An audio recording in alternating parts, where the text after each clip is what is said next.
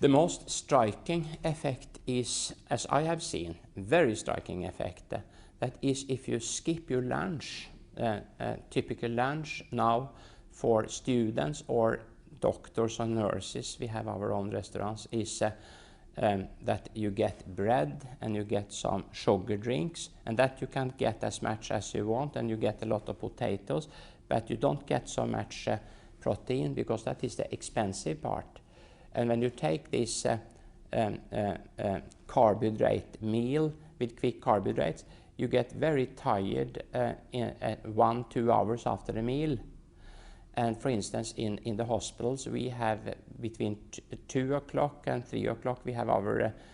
post-education lessons and so on. And then when you have that between 2 and 3, and the lunchtime is around 12, at least 80% are asleep. So if you go into a room and try to speak to people at between 2 and 3 in the afternoon, you look out, at least you can see 80% of the eyelid closed now and then, because they are so tired. And this, that you are so tired, is a sign that you in a way are healthy, because that means that you have your insulin sensitivity intact. So when you eat all these quick carbohydrates, the blood sugar rise not so much, because the insulin rise instead and keep it within reasonable limits.